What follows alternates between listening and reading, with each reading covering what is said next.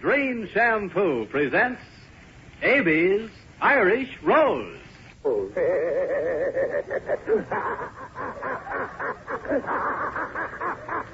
What are you laughing at? What am I laughing?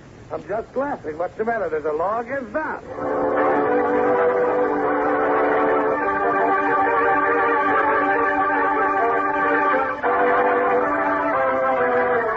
Yes, here it is, folks. Dream, America's largest selling shampoo, once again brings you that lovable, laughable show, Ann Nichols, AB's Irish Rose.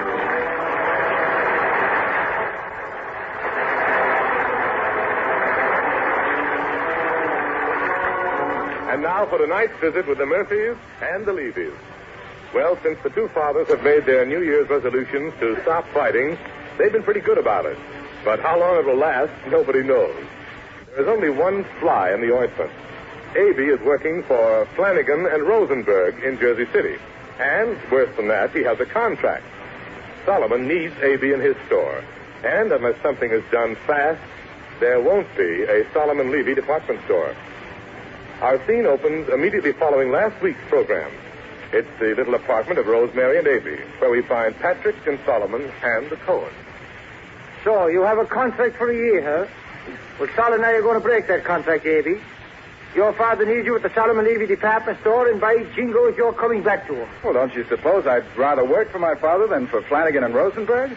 But I can't get away, Mr. Murphy. I'm tied up with them for a whole year. Well, by the time we're through with Flanagan and Rosenberg, that contract will be untied by Murphy and Levy, won't it, Sol?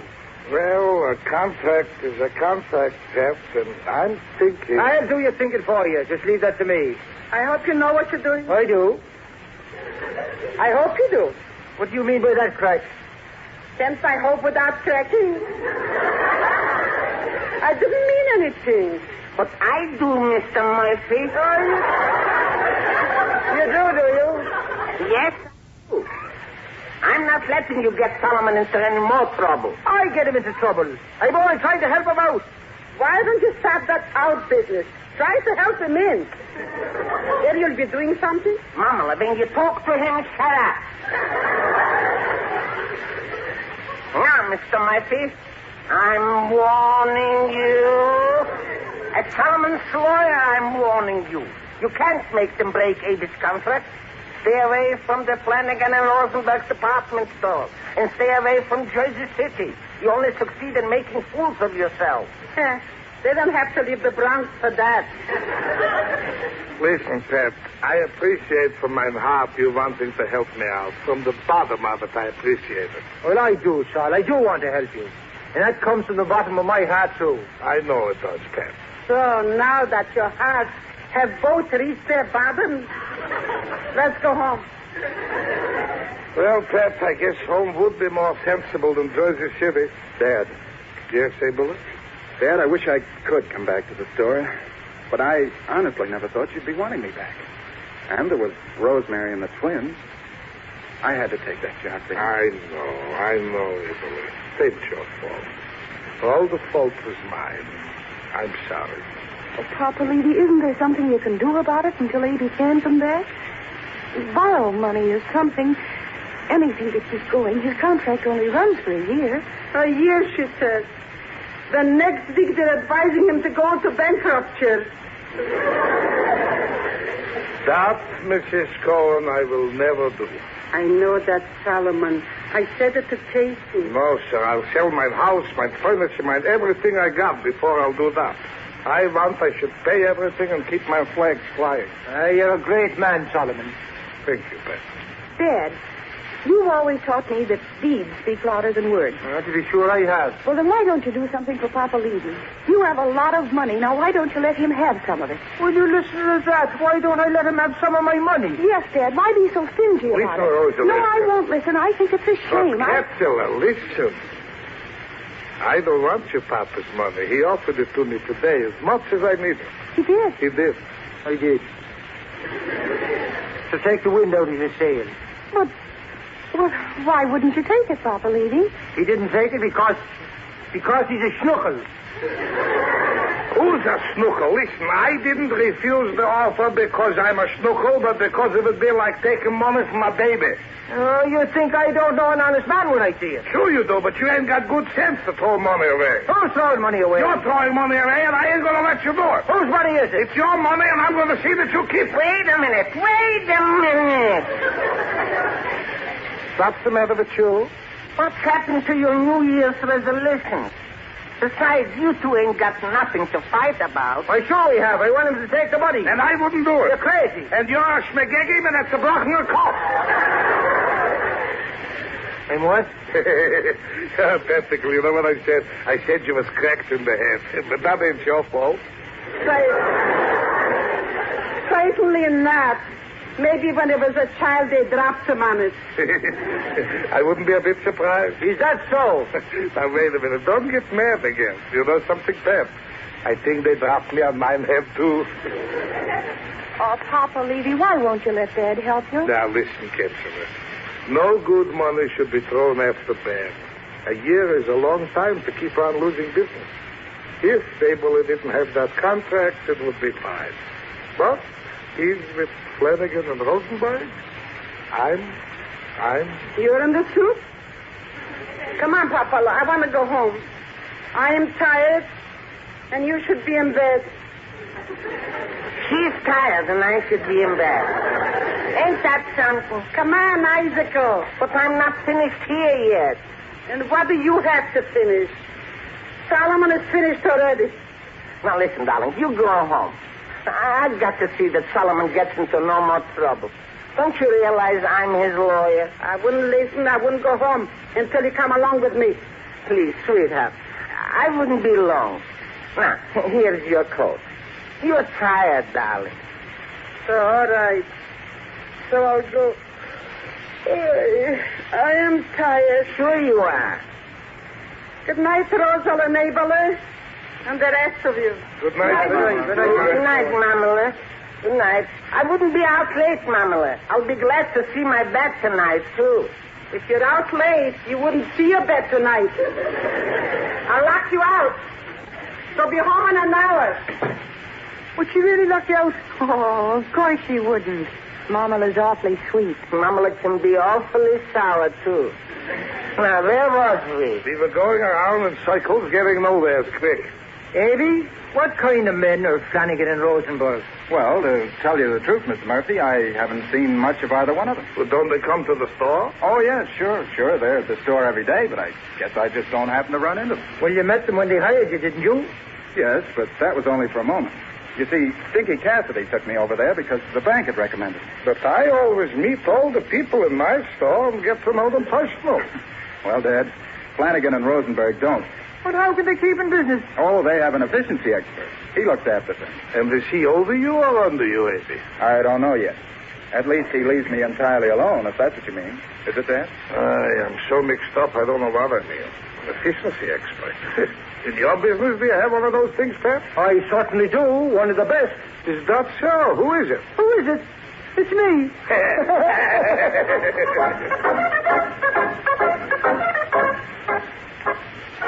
Well, here's your house, Isaacl. Do you think you'll get in all right? Mrs. Cohen gave you an hour to be home, and it's 3 hours already. Sure. If that was my only worry, I wouldn't worry. It's you, too. Please, I'm begging you. Don't go to Jersey City. Will you promise me that? Will you please stop worrying, Isaacl? Go home and get a good night's sleep. I'm needing it, too. So am I.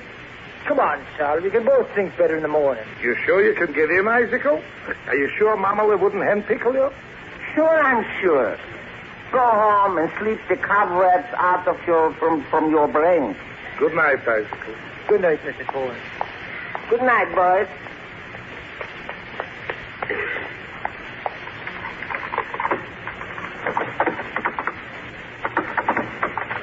Oh, she did it again.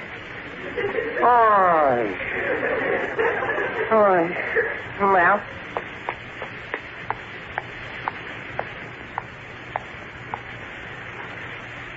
Mamala.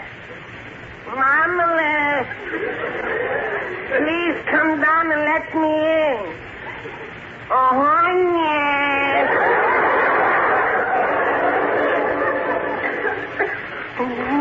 you open that door and let me raise me had started raining. I'll be wet to the skin. Won't you have a little pity? I wanna come home.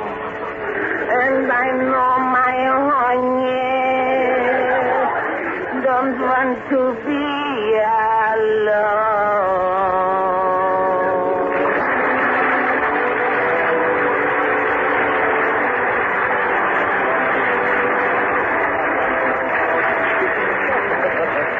Well, poor little Cohen, locked out in the cold.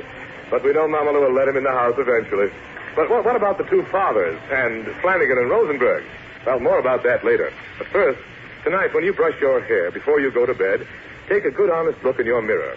See whether your hair really is the crowning glory it should be or just hair. Then, unless you're perfectly satisfied, make up your mind that tomorrow you'll get a bottle of our new improved Special Dream and give your hair a good shampoo. Because unless you've been using Special Dream, you've probably never seen your hair at its best. For Special Dream does something no soap or soap shampoo can do. It reveals every bit of the natural luster and color brilliance. The reason is that Special Dream never leaves any dulling film on hair, as all soaps do. Instead, it reveals up to 33% more luster. And now that Special Dream has been improved with added hair conditioner, it leaves hair far silkier, smoother, and easier to manage right after shampooing. If you haven't tried Dream lately, you'll be amazed. We know of no other shampoo that leaves hair so lustrous and yet so easy to manage. Only Special Dream with hair conditioner. So don't wait to try this wonderful improved shampoo with the extra beauty benefits. Ask your beauty shop to use it. And be sure to specify Special Dream with hair conditioner.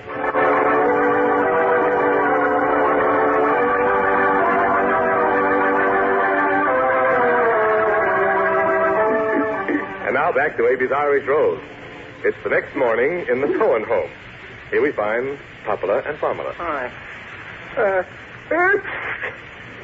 Gesund sollst du sein. Wachsen sollst du. This is all your fault, Mamala. Making me sit out on those stone steps all night.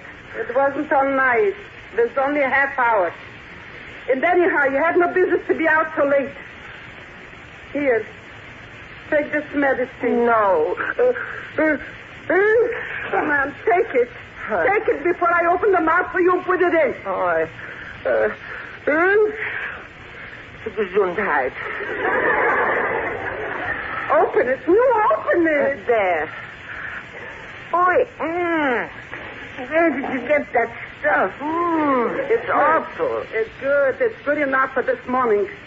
If you ain't better, I'll send for the doctor. Now I'm going downstairs. Please, Mama, stay with me. I don't want to be alone. You didn't want me last night, so you can do without me this morning. Will you call Solomon for me? No. But if they go to Jersey City, I ought to go with him. I don't care what you ought to do. You're going to stay in bed. I don't care if Solomon and Patrick Murphy go to Jericho. Oh, honey.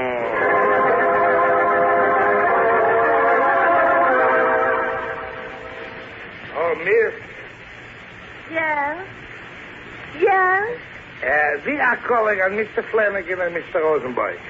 Have you an appointment? Well, not exactly. Then I'm afraid you can't see anybody. Listen here, my good woman. This is Solomon Levy at the Solomon Levy department store in the Bronx. It wouldn't make any difference if he was Marco Polo. You have to have an appointment. Marcus Polo couldn't make an appointment. He's dead. So is this store. You're not wrong, brother. Did you say something? If I did, it slipped out. You see, no one can see either Mr. Flanagan or Mr. Rosenberg without an appointment. That is one of our very strict rules. In fact, our Mr. Rudel calls it one of our very strictest rules. Yes, just who is that, Mr. Rudel? He's our efficiency expert. But this is an emergency. If it is an emergency, as you say, it is quite within the realm of possibility that I can make an appointment for you by the end of the week. The end of the week will be too late. Right away, we've got to see it. Have you written the letter? Yes. What letter? First, our Mr. Rudel says you must write a letter. But... Then I take the letter up to our Miss Cavendish. Yes, but... And then our Miss Cavendish consults the calendar. And then Miss Cavendish informs me whether or not the appointment is possible. Oh. And then I write a letter back to the parties concerned. Beyond So can't you see that is impossible to do until the end of the week? Oh, this is very good. Well, can't we cut the red tape and see Miss Cavendish? Oh, no.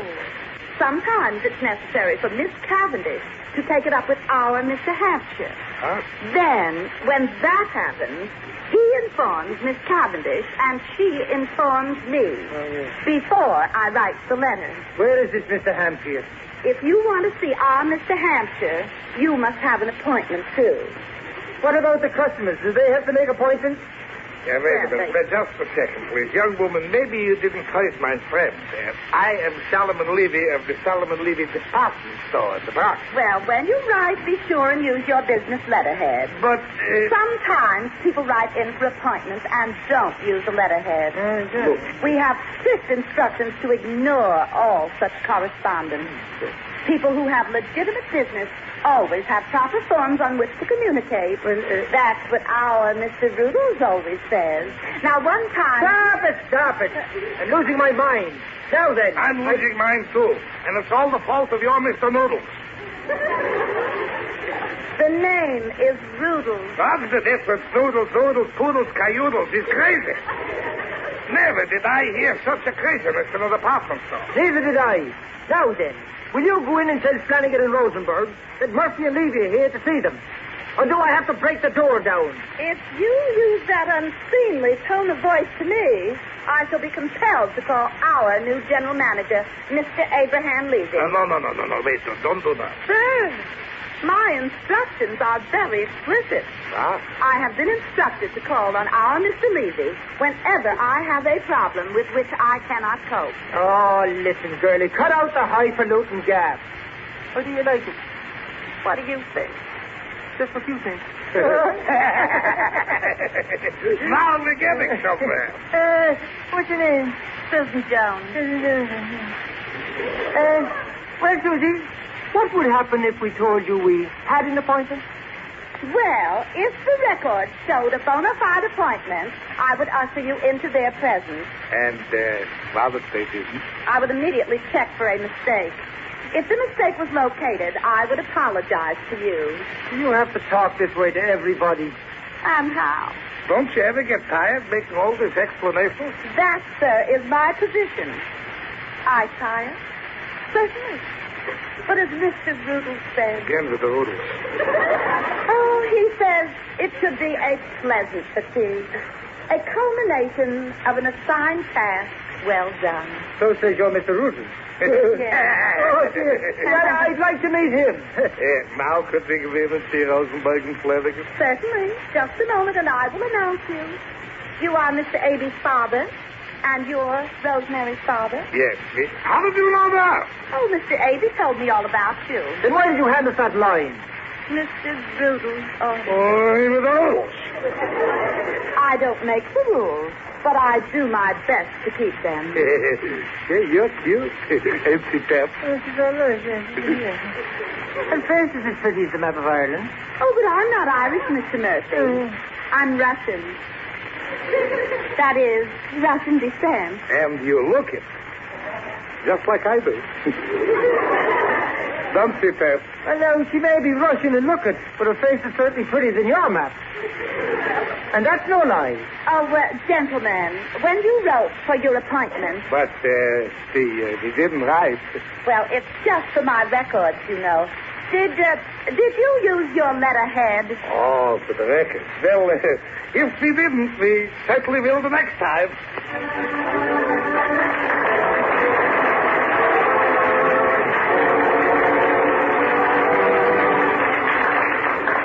Well, we wonder what Patrick and Solomon will find when they meet Flanagan and Rosenberg.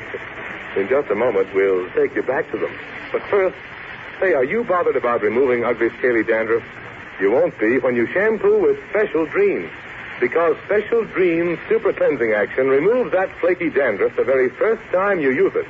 And besides, does something else. Something far more important. And something no soap shampoo can do. Not even those claiming to be dandruff removers. Special Dream reveals up to 33% more luster than any soap or soap shampoo. Because it never leaves any dulling film on hair, as soaps always do, to dim the natural beauty. And so here's something else. Now that Special Dream has been improved with added hair conditioner, it leaves hair far silkier, smoother, and easier to manage right after shampooing. We know of no other shampoo that gives you all these beauty benefits. So before you wash your hair another time, buy a bottle of this wonderful improved shampoo. Ask for it by its full name, Special Dream with hair conditioner. Now that's important, so remember, Special Dream with hair conditioner.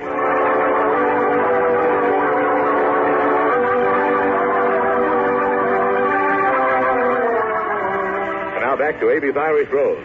It's immediately following the last scene, and Miss Jones is announcing Solomon and Patrick to Flanagan and Rosenberg. Two gentlemen to see you, gentlemen. They say to come right in. It's that door straight ahead. Yes, Joe. Thank you very much. Don't stop to think it. Come on, son. Well, that's it. Doggone, that's the card I was waiting for. That gins me. Well, I'll be doggone. That's the fourth time you've gone and done it. And you have 3 frames to boot. I have, simply luck. Nothing but luck. I never can figure the proper card to play. I am. Good morning, gentlemen. Oh, good morning. Come right in and... Have a seat. Want to make it double? Doubles? What is that double? Gin rummy. Double. Wonderful game. Simply wonderful. Well, I kind of came out different. Maybe your friend would like to play. Never play that. Oh, that's too bad. I'm Flanagan. Flanagan. I'm Rosenberg. Rosenberg?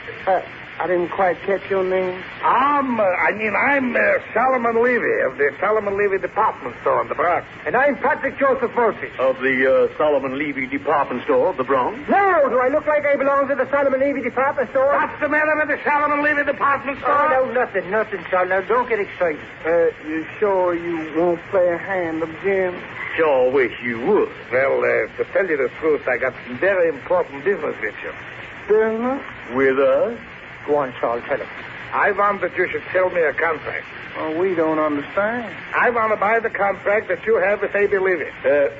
We are very definitely... Not interested. Please, don't say that. A.B. is my son. I need him in my business. Without him, I would be a very sick and an ill man. Oh, that's all, gentlemen. Mr. Levy needs him desperately. We are not interested. We don't care whether he lives or dies. It's your deal, Flanagan. No, sir, no. It's your deal, Rosenberg. You just won. Oh, that's right. So I did. Give me the car. Now, wait a minute, you two. Don't try giving us the brush off. Flanagan, cut the car. Sure enough, sir. Do you hear me? Don't try ignoring it. We know all about the Solomon Levy Department Store. We get reports on everything. Yes, the Solomon Levy store is about to go under. Solomon Levy ain't got no money to buy anything. Let alone a contract. Is that so? Sure, so... Why should we be interested in selling anything? When we could buy you and sell it. Is that so? Is that so? Well, let me tell you something. I could buy you and keep you. I wouldn't have to sell you. Brave talk. From, slight people. Slight people, eh? Brave talk, huh? Well, see if this sounds like slight people. I could buy out your whole shebang. I could write a check for the whole work.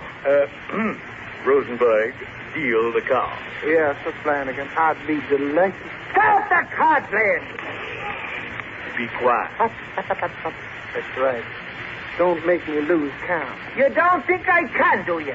Do what? Buy your whole outfit with a single check. Put up or shut up.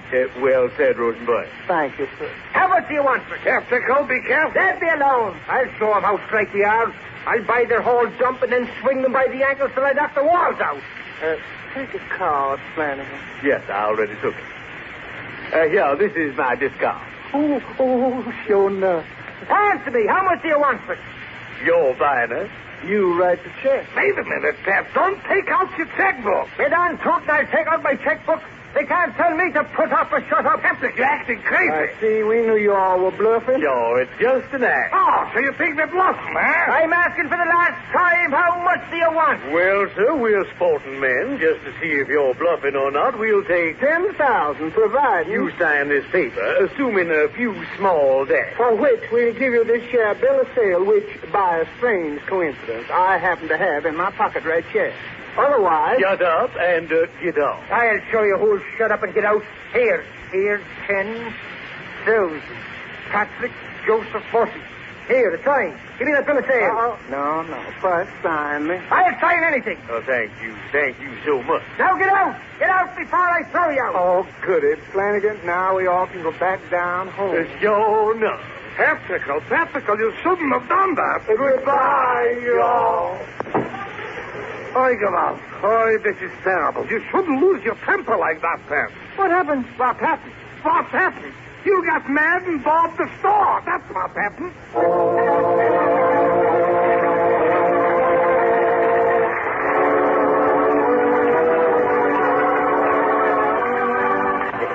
Well, with two stores on their hands, it looks as though Murphy and Levy are in business.